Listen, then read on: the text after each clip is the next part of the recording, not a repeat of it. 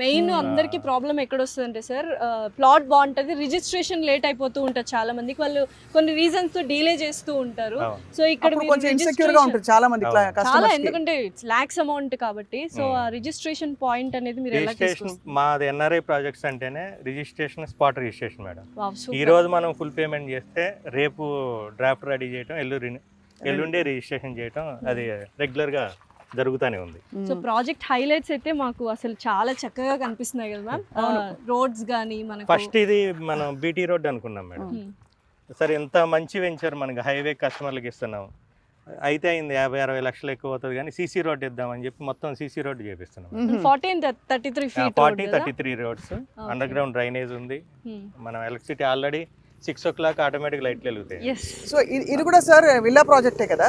Villa project ఏం కాదు madam, independent గానే ఎవరికి వాళ్ళు కట్టుకునేది. ఓకే, అయితే మరి అక్కడ ఘట్కేసర్లో అంత సక్సెస్ఫుల్గా మీరు విల్లా ప్రాజెక్ట్ చేశారు, అక్కడ నిజంగా క్రమక్రమంగా మీ డెవలప్మెంట్ అంతా నాకు అప్డేట్స్ అందుతున్నాయి.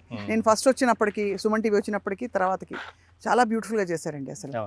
సో ఇక్కడ కూడా ర్యాపిడ్గా డెవలప్ అయిపోతుందని చెప్పొచ్చా? ఈ చుట్టుపక్కల ప్రాంతం ఇప్పుడు మనకి కొన్ని ఇళ్ళు కనిపిస్తున్నాయి, అండ్ కొండలు గుట్టలు, బోల్డని చెట్లు, అసలు హాయిగా ఒక ఇక్కడ నుంచి లోపలికి 3 kilometers అవతలండి ఆ ఇల్లులు కనపడేది. ఇటు నుంచే దారి మన అంటే ఒక వైపు ఏమో రెసిడెన్షియల్ బిల్డప్ ఏరియా లాగా ఉంది, ఇంకో వైపు ప్రకృతిని ఎంజాయ్ చేసేలాగా కొండలు, ఇలా అంత peaceful environment, at the same time facilities అనేవి మనకు చాలా చక్కగా. అసలు మనకి నచ్చిందంటే కస్టమర్లకు నచ్చుతుంది మేడం.